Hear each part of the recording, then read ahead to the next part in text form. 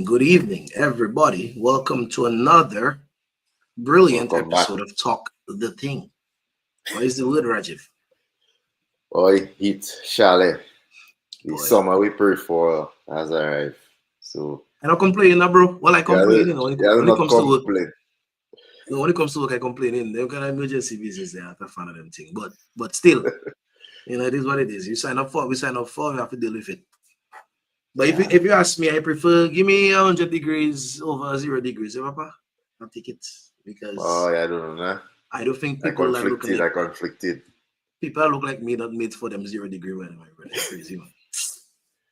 All right, so good evening, everybody, and thanks for tuning in to another episode of Talk the Ting. So tonight, we're bringing the curtain down on our 4th season. Of Talk the Ting, and I know you guys are crying, but don't worry, we'll be back. We'll be back. We're just giving ourselves a little break, for the summer. Some of us have kids and everything, and we want to do stuff with the kids for the summer while they're off school. So, with that said, we're gonna take a little break. But before we do that, we have a very, very interesting guest with us tonight. We're gonna go into a bit of discussion on her career and where things have taken her so far. And for those of you who don't know, I'm talking about Mrs. Jessica Ricketts-Esprit. Let me make sure I say Esprit before I was going to get vexed. But yeah, man, we're going to bring her on and we're going to have a very interesting conversation. And she'll tell us all what she's about, and we'll get into that. We want to encourage you guys to please share the live. Please share the live. Share the video. Subscribe on YouTube. Follow us on TikTok. Tell a friend to tell a friend. We don't have no dances and stuff like that, not yet, but we're working on that. Rajiv channel work on his dancing. I can't dance. But with no further ado, let's bring on our guests and we're gonna get right into it. Mrs. Esprit, how you doing? I'm good. Good evening, guys. How are you guys doing? Good evening. We're doing good, Doing pretty good. Pretty good. You can see stars in your background. Yes, I heard you guys speaking about the temperature, and I don't know, Matt Campbell have a special breeze tonight. It's like in a shivering.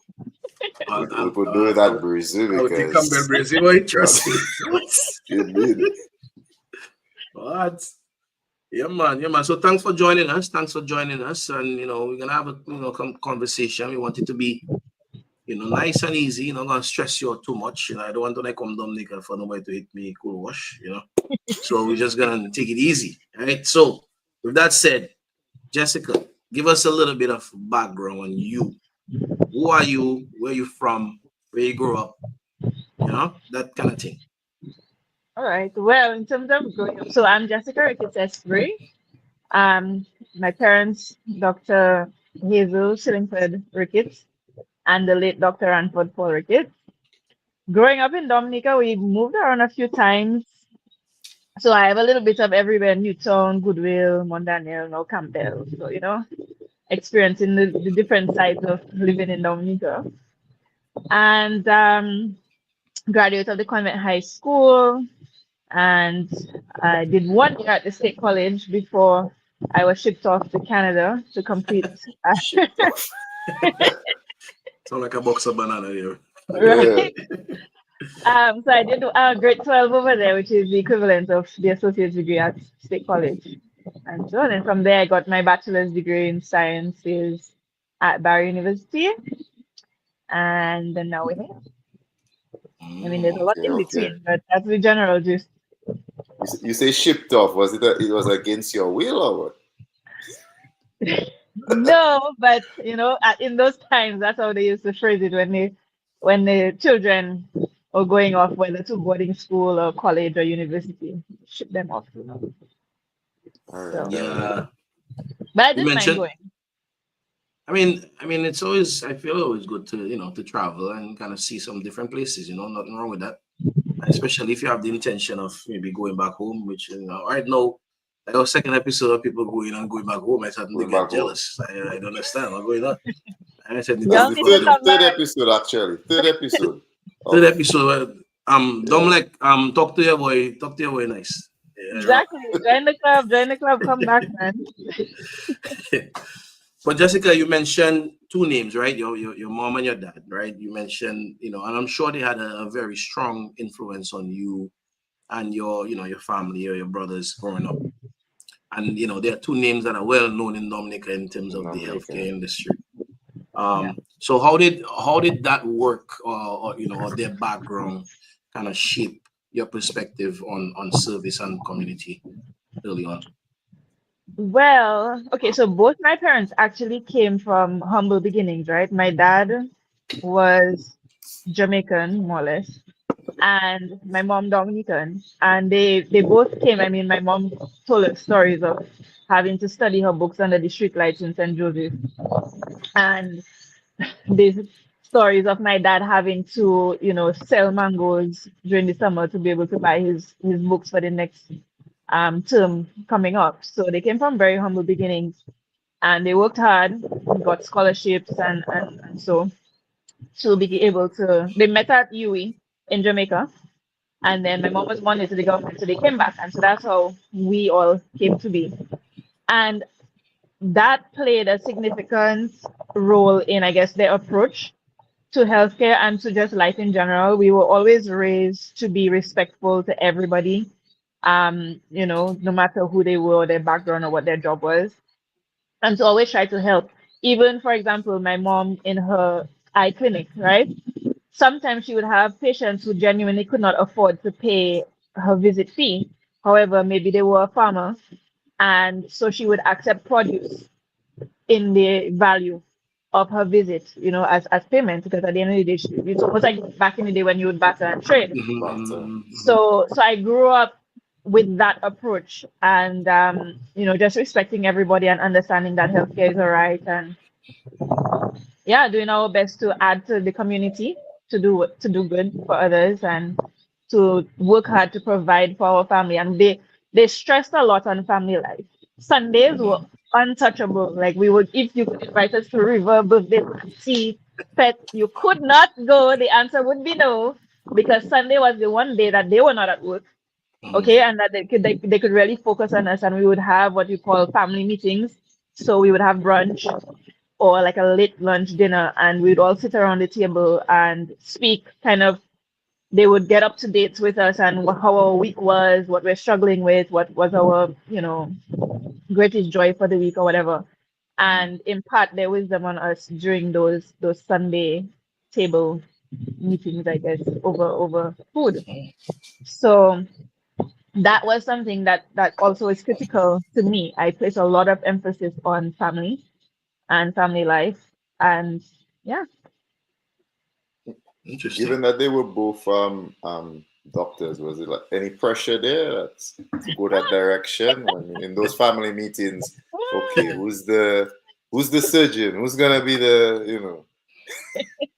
I think if they had their way, we would all have been in the medical field, to be honest. And I did spend my entire life on track to take over my mom's eye practice. Mm. But life had which I was on track when I went to university. That was my intention. I did get into the doctorate program at Nova Southeastern University to become a doctor of optometry. But life had other plans, and there are multiple ways to reach success, and so due to some circumstances, I had to come back home, and some opportunities presented itself, and I decided to run with those, because sometimes, what's the phrase, a bird in the hand is worth two in the bush. Two in the bush? Yeah. Right. Mm-hmm. So when the opportunity arose, I decided to grab that one and run with it, man. Wow. Okay. What were there any other? You mentioned, those family Sunday meetings, and honestly, that's something, you see it on TV sometimes, and you see people, everybody sitting down. They say every night we have to sit down and eat dinner together, kind of thing. But were there any other activities that they encourage you guys in addition to possibly going into the medical field, but sports? Like, is there anything that you participated in those Yes, avenues? we all had extracurricular activities. So me personally, I was in swimming. My dad definitely was all about sports and physical activity, not just for your mental health, it's something to do, but your physical health, to learn how to be a part of a team. There are lots of values that are involved with being in sports or sporting activities. So at one point I was in swimming in primary school, and then in high school I was in martial arts, karate. With at the time he was instructor Shanna Robin. Now Shannon he Robin, has yeah, he has his own. yeah. Yeah, and then for my mom's side, the more delicate aspect of things, I was in piano, so like piano lessons. Yeah, Do you feel like any? I mean, throughout those experiences, going through swimming, piano, all those things. Because to be honest, I tried learning piano and I stopped a million times already. But but like, do you feel Same, like that same. helped teach? You kind of like help you with your determination and your approach to kind of your challenges, and like even now as an adult. absolutely, absolutely. Because well, with piano, you really you cannot get anywhere. You cannot progress in piano without practice, consistent practice and dedication. So there was that, and learning to work through the frustration. Let's say you're trying to learn a new piece, and maybe you're not so strong in reading the music, or maybe you just figure your fingers are not gliding across the board as you would like. So to work through that feeling of frustration and overcome it and keep practicing to the point where you mastered the piece, and mastered it to a point, not even just that, because at the end of the term you would have like performances, right, for your family members and so on.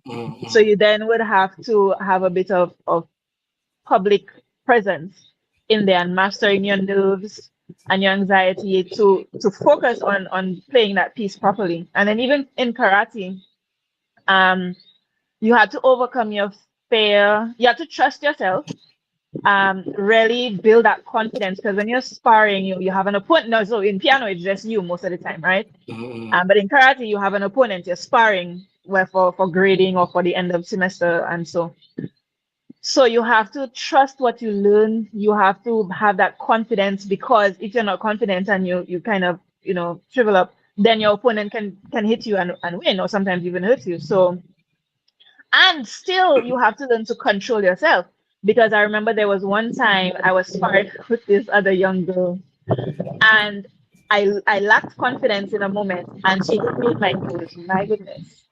And I started to see red, and I don't know, something clicked off in me, and I don't know, I didn't even realize I had learned those moves to the ability that I did, and I just, did some things, and I won that round. But the instructor and the sensei, they had to stop me, because I guess they realized that I was losing control, because at the end Mm-hmm. of the day, it is sparring, you're not fighting. So in as much as you want to get the moves in, you want to get the touch, you don't want to hurt your opponents, because you have to remember it's yeah, and focus on the skill. So yes, it definitely was um good that my parents encouraged us to be in the various extracurricular activities, because you build a lot on yourself in all the different aspects. You mentioned earlier, about some, challenges, and you were on track to take over your mother's practice up until Barry, I think you said. Yeah. Well, up until I got into Nova, yeah. Okay, so talk to us about those unexpected turns, and when you have your plans and then things go left, your father's illness and your own personal diagnosis. Can you tell us more about that? Sure. So when I graduated, right before I was about to graduate and finish my program at Barry University to get my bachelor's degree, my dad actually fell sick. So as soon as I completed, I didn't even move back to Dominica. I don't even know what I did with my stuff, actually. but I just put my things somewhere in Florida and I flew straight to meet my dad at one of the hospitals somewhere in the world, to be honest. Yeah, we went to a few different hospitals. So basically, right upon completing my bachelor's degree, I went straight into the mode of being a caretaker and kind of just following my dad along this new health journey. Trying to figure everything out, basically being his personal nurse. Now, because both my parents were doctors, they could kind of tell me certain things to do. So I would help to maintain him at home, keep the different logs and so on. But ultimately, his diagnosis was terminal. So he did pass away in 2017. And 2017 was a tough year, man. In 2017, my brother had his accident where he lost both his legs in a bike accident. His bike actually exploded on head-on impact with a truck. So he lost both his legs early in the year. And then later in the year, and then I was also doing some personal stuff. And then later in the year, my dad passed away actually the day before Hurricane Maria hit. Wow. So yeah, that was intense. I mean, even after Maria, passed, we were walking everybody was walking around because obviously all the roads were blocked. And somewhere along the way, somebody passed a message word to word that the funeral homes were out of power, and so it was a lot even to just get his funeral going and everything. People literally hiked down mountains with backpacks from their homes to attend his funeral. Wow. Because the country really was still quite devastated at the time. But yeah, so once he passed away and everything kind of settled, I figured, well, I might as well go back to school. So I did. I applied to the Doctor of Optometry program at Nova, and I got in. So I started. But then, I don't know, I just started experiencing all these strange symptoms. And long story short, I started a health investigation. I had to discontinue the program to continue the investigations into my health. And then in January of 2020, I received the diagnosis that I had developed a chronic condition as a result of the traumatic 2017, basically. And so, yeah, I was home. They didn't want to put me on medication because I was still young. I didn't have any children yet, this kind of thing. So I was just home trying to figure out natural ways. So I went to the herbalist Deja, he's very good. And thankfully we're in Dominica, right? So I could go to the hot springs. I could eat very healthy, nutrient dense foods. I could go drink spring water from the source, get massages, there's a very holistic and natural approach to my health care. And it was working, I started improving, and I kind of during that time just kept asking God, okay, can you just show me, what is meant for me? And then I got the opportunity to open Triage Health. And so I decided to run with it. And here we are. And it seemed to be a good decision because we are still making a positive impact in healthcare in Dominica. And we're only 2 years in. We just celebrated our second anniversary on the 19th of June. And I'm really just excited to see where we can go with this because it still gives me the opportunity to use what I learned growing up with my parents and the exposures that I had to, again, positively impact and improve access to quality healthcare in Dominica. Before we dive into triage, like we said, you are the third person that we've had on who made the transition back to Dominica. How easy or how difficult was it when you finally said, let me move back? And, did you assess and say, I could try all these other countries and see what works out before going back home? I'm a partner that said America 50 states and he tried all 50 before he go back. No, man, I always wanted to come back to Dominica. Dominica is a gem. Honestly, it is a gem. Well, depending on what you're looking for out of life. I always kind of thought if you're looking to be successful quickly, climb, the corporate ladder, maybe make millions of dollars, US dollars or something, become famous, then yes, you'd go to a first world country because that's where you have, more opportunities. There's a multitude of ways you can do that, right? But when it comes to, again, family, I really place a lot of emphasis on family life. I've always have. When it comes to that, I do believe the Caribbean, the island life is better for that because growing up, it was a much safer environment, fresh air, limited pollution. You have that community, the sense of community. I don't know, but growing up, everybody knew me. So you could go to a party now, and by the time you reach home, my mother knew everything you did in the Everything party. happened. Okay. No So secrets. they were the person that, in terms of the safety of your children, and the old school way of upbringing and the more natural and healthy lifestyle. I prefer the Caribbean and Dominica for that. So I always wanted to come back because a heavy part, I would say 80% of my goal in life was to have a healthy family, okay, and a nice nuclear family. So yeah, so that's why. But it's tough. It's tough. Life in Dominica is very challenging, but if you have to be resilient and you have to really push through, because there and everywhere in the world you're gonna have different challenges, right? And so yes, we may complain about the challenges here, but no matter where you are, I'm sure you guys in the US face different types of challenges. And so it depends on what you really want and what you're willing to put up with and push through. But it was easy for me to come home because I really love island life.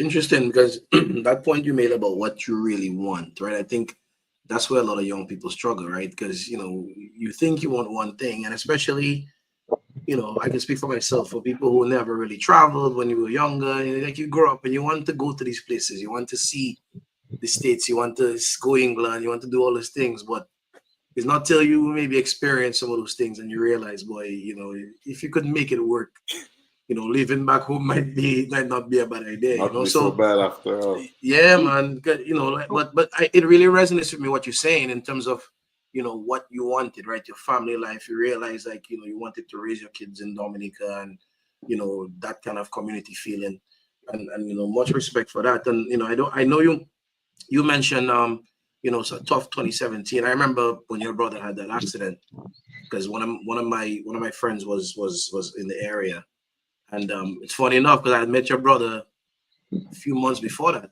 in the States. Yes. Yeah. Yeah.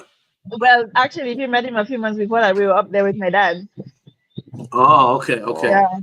Yeah, yeah. because I'd met him, and then maybe a couple months after that, when he went home, he had the accident. And Hmm. it's funny because I remember when that happened, and they were saying kind of like how his presence of mind was when the accident happened. All these things kind of show, I guess, your background and stuff like that. And it's good to see that you guys didn't just ignore, because a lot of times we make this joke all the time, right? A lot of people grow up in Dominica and in Borkai, like people say, and sometimes they want to be, they want to be the biggest gangsters, or they want to be involved in all Hmm. kind of nonsense. So I commend you guys for that, for taking kind of like the start your parents gave you and kind of building on it. So you mentioned, you're welcome. You mentioned Triage Health. What is Triage Health? All right. So Triage Health is the newest diagnostic center in Dominica. We are located well, our main office is in Roseau. We actually just opened up a second office in Portsmouth that's located upstairs at Jolly's Pharmacy in Portsmouth. But our main operation is in Roseau, right on the corner of Hillsborough and Great George Street. So that's, if you don't know the streets, then it's right between Republic Bank and the second Jolly's Pharmacy. Our entrance is opposite All Saints University. And so really a major part of our operations is the medical lab, where we run blood, urine, stool testing. Um, and then we also do ECGs, and we have some specialist doctors who see their private patients using our facility. So we have Dr. Maxim, who is the endocrinologist. So that's a specialist who deals with hormones and diabetes. We have Dr. James, who is the nephrologist that's dealing with kidney. And then we have Dr. Adedayo, who is an internist. But something he's really wanted to add to the market in Dominica is a dedicated walk-in clinic. So with him, every weekday between 10 a.m. Representing. and 2 of sorts. Something like that, yeah. So yeah. So every weekday between 10 for now, between 10 a.m. and 2 p.m., you can just walk into Triage Health So let's say you were at work and you started feeling, a bit ill and you want to get checked out, but you don't want to go to the casualty. You can come to Triage Health between 10 a.m. and 2 p.m.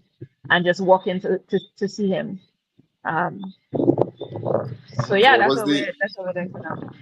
what was the inspiration behind starting it? Like, when did you get the eureka moment? Like, you know what, triage, medical, diagnostics. Let me go into that space. Well, actually, I just happened to meet someone who was versed in the laboratory field, and he was kind of like, why don't you do something like this? And I said, no, I never really thought of it. I mean, I have lab experience. I have worked in a medical lab and I have worked in a research lab, both in Dominica and in the US. But again, I was always on my path to do eyes, right? And so we kind of just said, okay. I mean, again, I was always open to receiving opportunity. And I will pause to stress that when you're in a period of waiting, right, and you're not quite sure what your next step is meant to be, you can't just sit down. You have to still keep working on yourself and still keep exposing yourself and opening yourself to new experiences, because you don't know which skills or which experience will have actually been important for that ultimate goal you were trying to reach. For example, when I was working in the medical lab back in 2009, 10, somewhere there, when I was working in the research lab all during undergrad, I had no idea that somewhere later in life I would be the owner of a lab, you know? So yeah, so we looked into it, and we did, the SWOT analysis, and we looked at the market and realized that there All right. It's It's okay. all It's right. okay. It's a family show. Hello.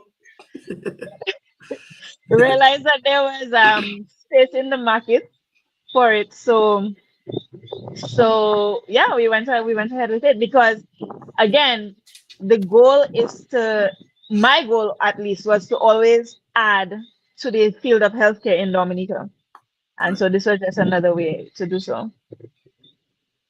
So you mentioned a SWOT analysis. So what were some of the major gaps you saw in kind of the healthcare field in Dominica? And for the people not familiar, the SWOT is the strengths, weaknesses. What is the rest of it? Opportunities and Opportunities, threats. And threats. threats. Yeah. Yeah. Well, affordability, okay, is something that Dominicans always express wanting to access. And the wait time is also something that patients in Dominica or clients in Dominica always express For sure. grievances with. Mm. Yeah. So those two major ones was, and then being, younger and in tune with things, we wanted to also add that technology aspect to it. So, for Mm. example, at Triage Health, we are the only lab or the only facility on island that we have the doctor portal, so doctors can access the results of their patients online. So they don't have to wait. They don't necessarily have to wait for the physical copy to be delivered. They don't necessarily have to wait for the um, electronic copy to be emailed. They can just log in anytime and check to Mm. see if it's ready. We also have the patient portal. So patients themselves, guys, if you do your testing at Triage Health, you can also log in online to view your results. So you don't necessarily have to come back in person to do so. We in our lab we also have state-of-the-art equipment. All our equipment, they're like 2022 and up. Okay, and then they also have the technology where the results are automatically transferred from the machines to the results entry portal. So you reduce the chance of human error, right? Because Mm. if you first write down the results from the machine and then type it in, to the result page, then there's a greater chance for transcription error. Maybe you put a Right. decimal place where it wasn't supposed to be or so. So because the machines automatically transfer that, we do that. We do the ECGs. The ECGs, we are connected to doctors overseas. So when you do an ECG at Triage Health, you also immediately get a doctor's interpretation of your results there, and you can walk out with it. And so by the time you go to your own doctor with it, you would have had two doctors' opinions on what is going on with that quick snapshot check of your heart health. Oh wow. Yeah. Hmm. So for the younger people like us, we welcome the digital transformation, and for me, I personally, got a little bit excited when I saw like that feature when you guys launched that feature.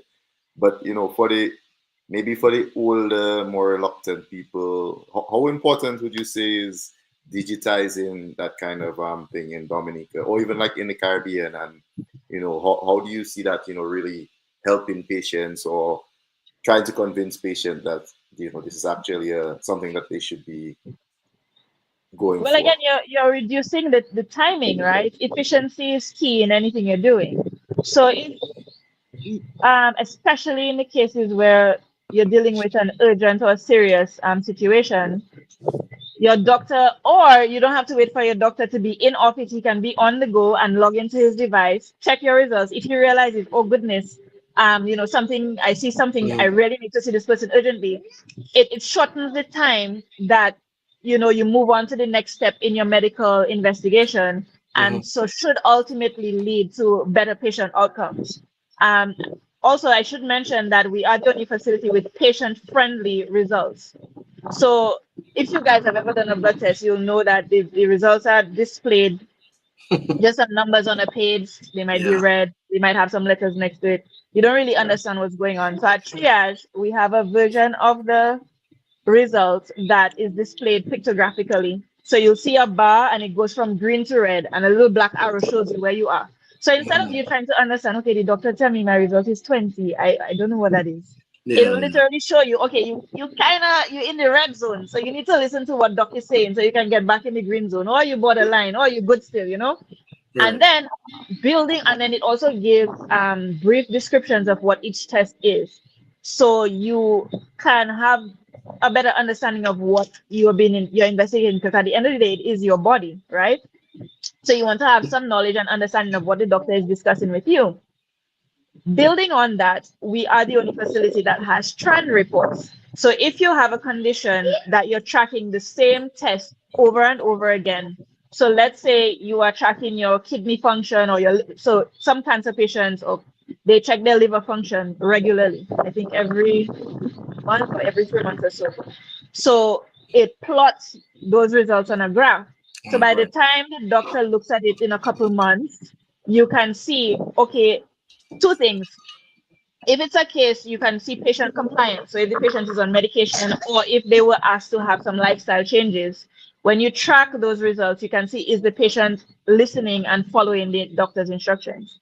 Also, on the doctor end of things, you can track the efficacy of the treatment. So if this doctor puts you on this one plan and it's not working, they can say, okay, let's try this other medication, or let's tweak your plan a little bit. And so again, it's all in the interest of having better patient outcomes in a more efficient manner, so we can have a healthier society, because really you cannot have a successful society if it's unhealthy, right? Yeah. I mean, that's a good point you made, right? About reading the results. I just did a blood test the other day, at LabCorp, and they have something similar, like explaining it. But I'm like, the worst possible thing you can do is go to the doctor, they give you some diagnosis, and then you find yourself on Google, try to figure out what it Yes, is. Because don't do that. Google always seems to give you like the worst outcome. Is Yes, like It was yes, I will say. I mean, first result obviously, is cancer. you died. Like what? yes, yes. So we did actually. So it's a good thing you brought that up, because when we were considering whether to launch the patient-friendly reports, when we were considering whether to launch the patient-friendly reports, we said, boy, we wonder if that's gonna, be more trouble, cause more trouble than good when people read, because maybe they might try to interpret on their own and have Mhm. unnecessary anxiety about what they're reading, and so. But as you're right, people Google anyway, right? So I would say, guys, if you're gonna Google, it's nice to read up about it, but wait until you get your doctor's information, Yeah. because that's why they went to school for so many years, to be able to interpret it properly. So So so with your if go ahead, Roger, go ahead. with your experience in Dominica and in the US, what would you say is like the biggest difference in, how patient care is like delivered in the two countries, in your experience, maybe as a patient as well, and how you build the best of both worlds to triage. Okay.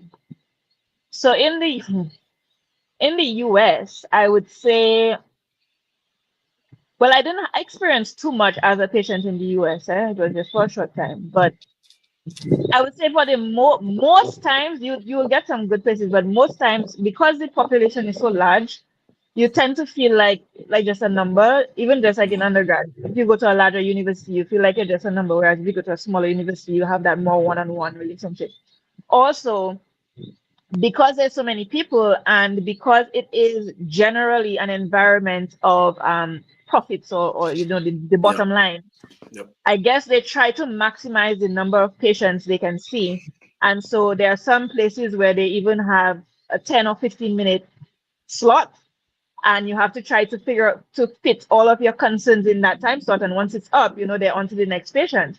Whereas in Dominica, because it's a smaller society and not just in the numbers, but traditionally we are more close-knit environment, the doctors, I feel, in my experience, feel more inclined to see the patients through. I mean, I have some doctors that actually give out their personal number so that to make sure that their patients can access. You think in the States you're getting somebody's personal number? No. Yeah. But that's just because they genuinely want the best for their patients, and they want the patients to be able to reach out to them should there be any urgency in the situation. So I would say that we have a chance for better care in Dominica or in the Caribbean just because of that aspect. Yeah. Now when it comes to the technology, naturally, the first world countries are more advanced in that in a more widespread fashion. But in Dominica, we have some good things going on because, for example, the eye clinic at the hospital, I went to the official opening of the eye clinic at the hospital, and there was a doctor who was based in the US who came down for it.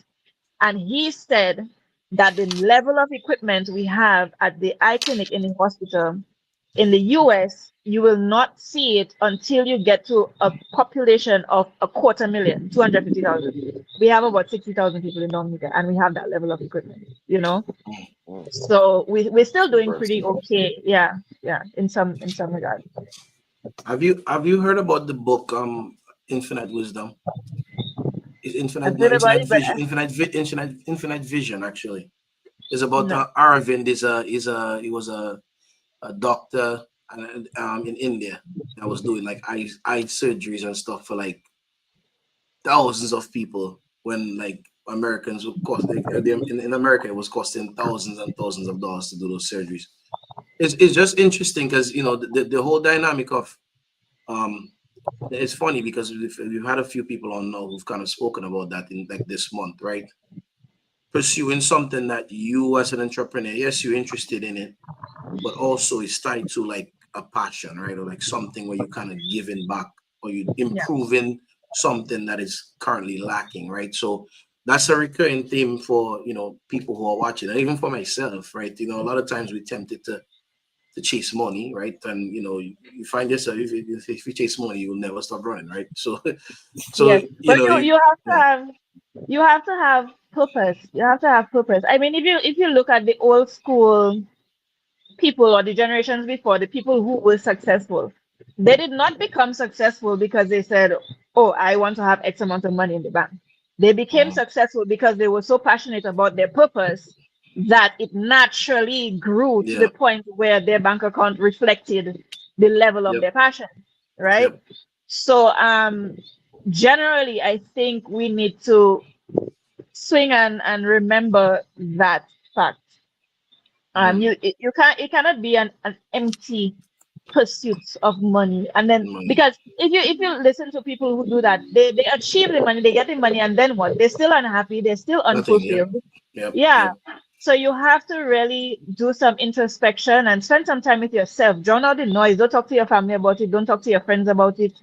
Just sit somewhere in Dominica, sit down under a tree somewhere, and really meditate and just sit with yourself and say, okay, what are my strengths? What do I like? What brings me joy? What can I do for the community? What can I address that still brings a level of fulfillment to me, and I can do it in a way, even if it's something that somebody else does, right? You do it in a way that is unique to you. Because for me, with Triage Health, yes, there are other medical facilities on island that offer the same services. Mm-hmm. But what makes me unique is the fact that I was raised by two doctors, right? And so I grew up working in their office, tending to patients, whether it was selling glasses or sitting in their private practice and checking in the patients. And while you're sitting as a secretary in a doctor's office, it's a small space. You're listening to all the grievances Yeah. of the patients as they wait. You're experiencing the frustrations, the wait time, the cost, all of this, right? And then when I went home to doctors. So in the evenings, on the weekends, I would hear their grievances. Okay, what are they lacking? What tools do they need? Um, for my dad, he was very much into technology. So what technological advance was he trying to incorporate into his health mission in Dominica? And so I was uniquely positioned between the two of that. And so I can now take that and try to kind of bridge that gap and address the grievance of both. So Triage Health, that is what makes Triage Health special, is that yes, we offer the services, but we do it in a way that makes it more accessible to the patients and increases the efficiency of the physicians, of the doctors. So Yep. on the topic of passion, you mentioned passion and purpose, and I know that you're an entrepreneur, you're a health advocate, but there are at least two other things that you are also passionate about, and that's motherhood, being a mother, and also being a wife.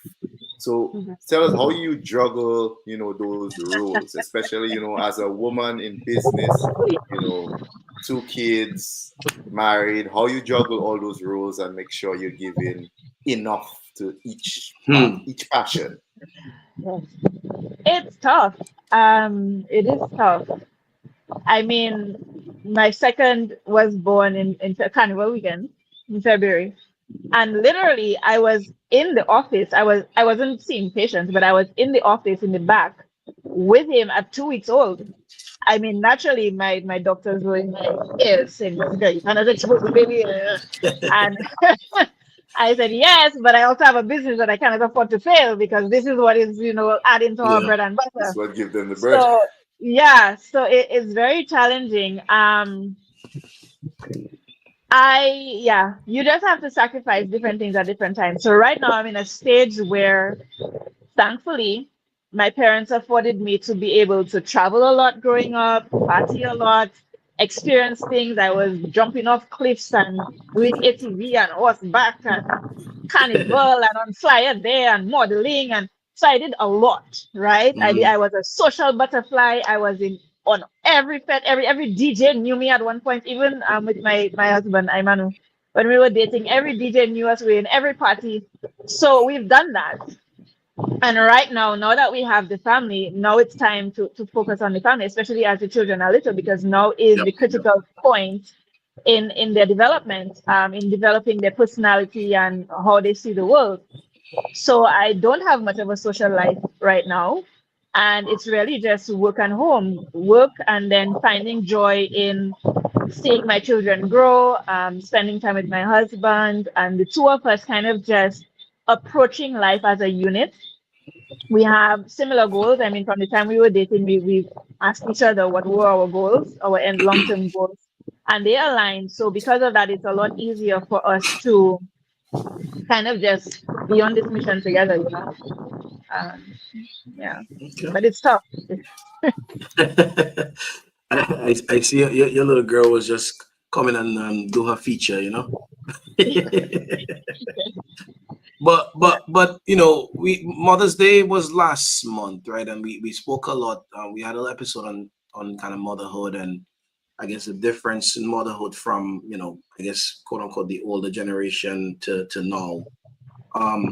But one of the things that came up a lot in that discussion was mental health, right? And like you as a mother, and how do you manage that? Like, how do you think? Do you think in terms of like when you were raised, right? Your parents raising you, and then now you raising your kids. how do you kind of deal with that mental health aspect of it, and what do you do to kind of help you, kind of woosah, when things get tough? Okay. So there is a difference between the generations. Actually, my mom was over at our house on Sunday, and she said to me, she literally said, Jessica, I don't know, Cuddles. I she's sorry, right? She said, Jessica, I don't know how you did it. She said, I never had to juggle all of this as much as you are, right? Because we were surrounded by some amazing people growing up. Again, because of their careers, they had to bring people into the team to assist with our upbringing, because they Mhm. had their duty to their patients, to the government, to the hospital. My mom was on call 24/7 because she was the only ophthalmologist on island for 20 plus years. So literally she was on call 24. We couldn't even go on family vacations and travel because she was on call 24/7. Mm. Um, and so we had helpers, and we had my godfather lived with us at one point. We were just around my aunt, Auntie Jan. We were surrounded by some amazing people growing up. So she had a really great village. Now, the world is a bit more segregated, and I think part of it has to do with just how tough the economy is. Everybody's just trying to stay afloat, man, and focus on their own struggles.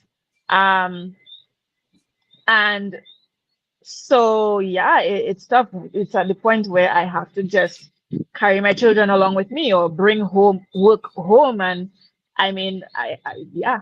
So in terms of how I handle it, thankfully I have an amazing partner in my husband. So we really lean on each other a lot. But outside of that, I am a huge advocate for therapy. Okay, I have a therapist. My therapist is in my back pocket. We do it virtually. It's not somebody that's based in Dominica, it's somebody based elsewhere. We do a little WhatsApp video call. And whenever I feel like I'm just overwhelmed, I'm drowning in, I don't know, I just feel overwhelmed, I schedule an appointment and I just talk it out, and it Mhm. stays with my therapist. It's not, somewhere on the street floating around. Mhm. And he helps me to kind of reground myself and stay focused. Give me little activities to do, to kind of work through what I may not even have identified is troubling me at the back of my mind. He will help me to identify it and then work through it, and so that it if you go to the gym, you're eating healthy, you're doing all the protein shakes, what are you taking of your supplements, your vitamins, you're doing all these other things to stay in your optimum functioning status, right? What Mhm. about your mind? We really need to release the stigma. Every time I come on, I'm going to say it. We need to release that stigma on mental health. And Dominica actually is in a mental health crisis at the moment. And guys, it's okay to seek out help. Now, I know, once again, accessibility. It's not cheap to book an appointment with a therapist. Okay, even I myself, sometimes I have to push stretch the appointment for maybe when Yeah. some more cash comes in. But even if it's once every 6 months, you get to just have somebody dedicated to listening to you, understanding you, and giving you the tools to work through, whatever challenges you're facing. You need to do it because it's only helping you to reach your goals faster. Yeah. So Yeah. I am a huge advocate for that. You mentioned the stigma, and I think stigma you can, put it together with access, and I think that's one of Yeah. the challenges, So, what do you think it would be? I don't know, one way that's we could help with the stigma or to help improve access, anything that we could implement to make it, more welcoming in Dominica for that kind of care. Okay, so in terms of access, that is going to be a challenge because I know right now the mental health team on island is very overwhelmed. Okay, we have a lot going on, um, and then you would think the natural response to that would be to encourage more people to go into that field. Okay, let's maybe get some more psychiatrists and psychologists trained. But then Dominica is still a small society. Yep. So you're still going to have people being afraid to seek out those services on island out of the fear that their business will reach on the road. Or, while to professionals, you take an oath, you take out No, confidentiality oath. So it should not, but it's still going to be in the back of most people's mind. Go ahead. I was gonna ask in terms of that, right? Because I know up here we have the HIPAA laws and that type of stuff for kind of protect people's medical records and that type of stuff. Even when you have, like you're talking about therapy, certain things. Unless I think the law is unless if you say something where like you're gonna harm yourself or you maybe admit to a crime or something to that effect, like everything else the therapist kind of has to keep Mhm. in. Is there anything like that in Dominica in terms of like laws against that type of stuff? Like, In terms Not of the as legally far as you know? binding. The legal Yeah. framework, I am not sure if it speaks specifically to that. But I mean, at the end of the day, whether or not Dominica has that legal framework, the doctor themselves or the healthcare provider themselves, they take an oath upon the completion of their training, Mm, right? So I'm not saying that this happens on island, but just because of the way our society is, everybody know everybody, that person is my auntie. You just yeah. have that fear in the back of your mind. So maybe one way that we can address it is again, that whole One Caribbean movement, right? Maybe we can encourage some virtual consultations with professionals across the region. So maybe I can have a therapist based in St. Lucia or Antigua or something. And Yeah. again, technology, you can just do a little video call. You don't I don't think you have to, I don't know from the professional perspective, but from the client perspective, I don't think I need to be there in person Yeah. to have a therapy session. So maybe we can encourage that, just linking and providing access to the professionals that are available in the other islands. And hopefully the rates will be affordable. Because yes, okay, you have the issue, the barrier of what professionals are available, but again, another major barrier is the cost. Yep. Um, Yep. so I'm not sure how. I've been thinking about it over time, but I haven't come up with something yet myself. So who knows? Maybe the medical fraternity can figure something out. Well, Rajiv, maybe that is our cue for us to start something, Yeah. no, right? On the topic of other islands, I mean, any plans for Triage to expand beyond the shores? Triage Antigua, Triage Saint Lucia. Well, I mean, that would be lovely, but for now, I don't want to bite off more than I can chew. I want to really make sure that I maintain my standard because one of the talks that typically goes around our society is yes, if somebody starts something, but it's difficult to maintain the To standard maintain that it, they yeah. started with, right? And I want to be sure of that. I don't want to skimp on that. So I would not run to expand at the risk of reducing the quality I provide to the people who even gave me the head start in the first place. Mm. To that point, so far in the work you have done, which I mean, to be honest, I've heard a lot about Triage Health. I've never been there. I maybe walked past the place a million times and never realized that's where I was walking past. But I mean, I wasn't looking for doctors, so I wasn't looking for Triage Health. But based on the work you've done so far, what would be one of the main things you would say that you would hope people to kind of remember about the work you're doing so far? At triage or just in general? Yeah, At triage. at Triage, yeah. Well, firstly, I would want people to acknowledge and certainly remember the fact that triage health is majority run by young people. Okay. Most of our team is under the age of 40. So it illustrates and proves that age doesn't define your level of professionalism. It doesn't define your level of skill. It really comes down to the people involved and the person themselves. So I would definitely want to be remembered for that, for being a place where young people had the opportunity to shine. Because I know generally you kind of have to wait your turn and age before you are given an opportunity to really prove yourself. So that I do also want to be remembered for prioritizing people, prioritizing the purpose rather than the profit. Okay, I want to be remembered as us, the entire team. We are a very active member in our community. We regularly take part in free health clinics. We have a standard 10% seniors discount to anybody age 65 and over. You get 10% when you come to our facility. We have a 5% off for all students of the Dominica State College once they present their ID.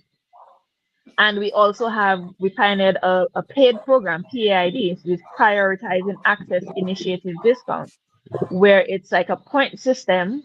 And again, with growing up with the doctors, I know that sometimes doctors they know they have patients who genuinely cannot afford to access their healthcare services. So with the paid program, the Prioritizing Access Initiative, doctors accumulate points at Triage Health, and those points can then be placed to sponsor diagnostic services for their patients that come from the underserved communities. Oh wow. Yeah, so that's one way. Yeah, so we really put our purpose first. Definitely a big kudos to you on that.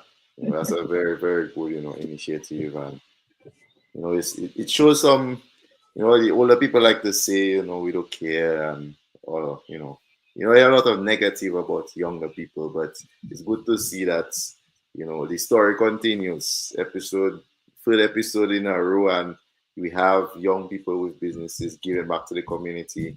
They still find their way to give back. So big up to you on that. Thank you. Yeah, man. I just want to correct Roger on one thing there. I know we like to say we're young, but right now we middle age. We middle age. Remember, people say the Bible say 70 is your life, So if you pass 25, right. You be learning. We got enough there. So high school was how many years ago? High school was a whole generation ago. Remember that? I mean, but okay. So Jessica, I mean, it's been a really interesting and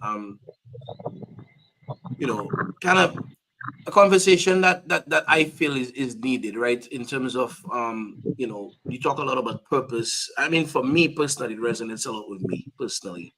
Because a lot of times when you're younger, you kind of want to get me. I say you, but in my mind, I always wanted to make money. But after a while, when you start making more money and you start realizing, boy, okay, what does it really bring?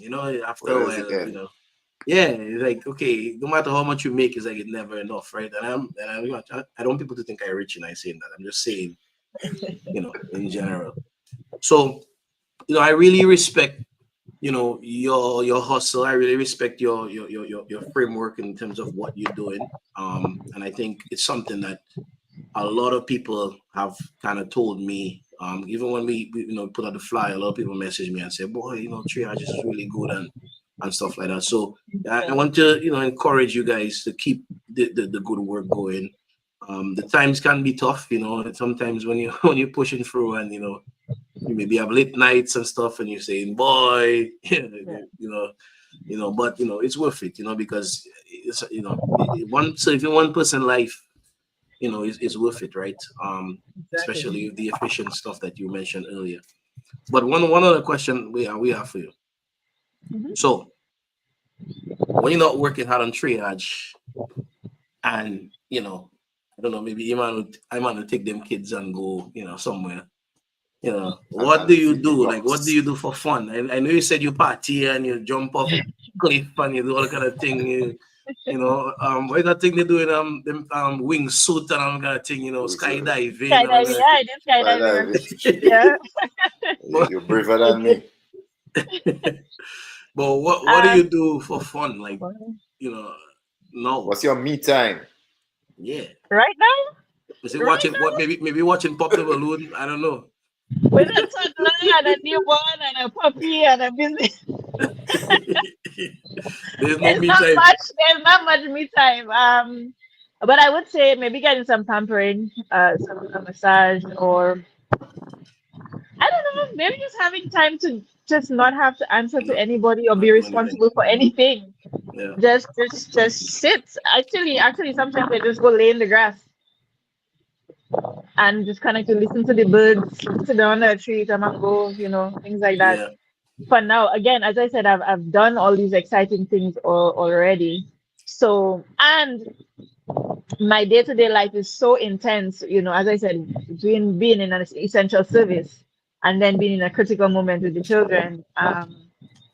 Everything is always on level 5,000. So Yeah. actually, when I have time to myself, I enjoy being at zero and just maybe do some meditating, maybe some reading, get a massage, take sleep, Jesus.